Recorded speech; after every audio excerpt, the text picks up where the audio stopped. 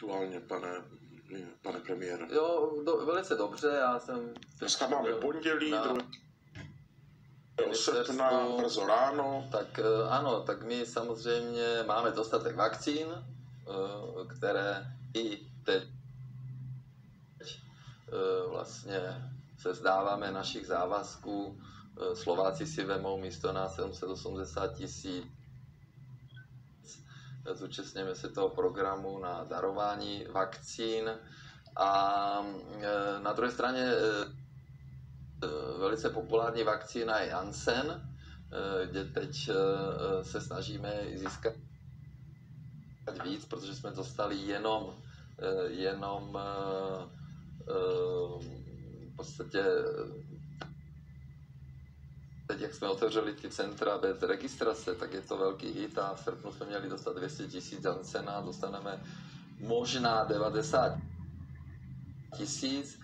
Takže celé se to mění v tom, že otvíráme stále víc těch očkovacích center bez registrace a i ty původní očkovací místa se mění na centra bez registrace. A teďka je důležité mobilní očkovací týmy. A je nutné, aby v jednotlivých krajích, a tam je to samozřejmě otázka spolupráce fakultních nemocnic pod ministrem zdravotnictví a těch krajských nemocnic, aby se koordinovali a jezdili přímo do těch obcí. Já mám tady takovou mapu a ty tmavé vlastně políčka, to červený takový, no. Také rudé, tam je nejmenší naočkovanost, jo? Takže tady vidíme například Moravskoslezský kraj. A to modrý?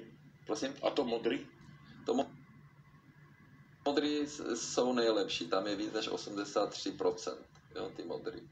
Jo, takže modrý je nejlepší, to takové zelená je celkem dobrá a tak dále, takže nejhorší je rudá a ta oranžová. No a tam je důležité, aby vlastně ty starostové nám pomohli v koordinaci s hejtmany a s našimi fakultkami a aby tam jezdili ty mobilní očkovací týmy, ale ten starosta to musí samozřejmě dopředu jako připravit, aby to fungovalo. A my samozřejmě musíme ty lidi přesvědčit, že to očkování je jediné řešení. Proto jsem i přišel s tím návrhem, který schválila vláda, 2 dny volna pro všechny naočkované. Zelená tečka nebo národní certifikát o očkování. A to ještě bych chtěl zdůraznit, protože ty média, jak jsem to říkal 10krát, ale stále se ptají, že my jsme rozhodli, kde můžeme rozhodnout. To znamená vojáci, policisté, hasiči a tak dále. A kraje musí rozhodnout za sebe. Učitele, jejich nemocnice. Ale to není jako, že z mojí hlavy. Já jsem se inicioval, nebo mě to motivovalo k to navrhnout, protože to dělá tak Škoda Auto, soukromé firmy dávají peníze, nebo dávají dny volna a platí to zpětně od 1. ledna 2021 až do konce roku 2021. A já myslím, že 2 dny volna je dobrá motivace, ale samozřejmě by jsme se měli očkovat kvůli zdraví, kvůli tomu, že podle statistiky všichni, kteří teďka jsou nakaženi, a je jich teda málo naštěstí, drtivá většina, 80% jsou nenaočkovaní. A u zemřelých, a naštěstí už lidi umírají minimálně, naštěstí, ale i tak ta statistika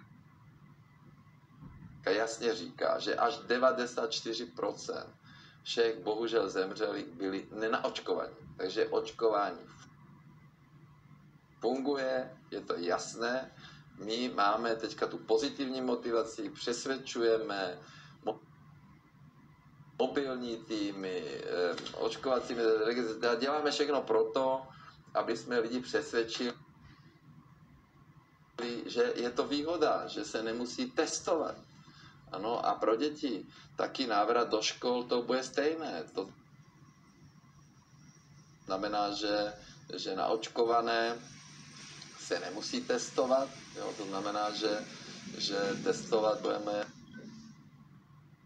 jenom nenaočkované, ale samozřejmě testovat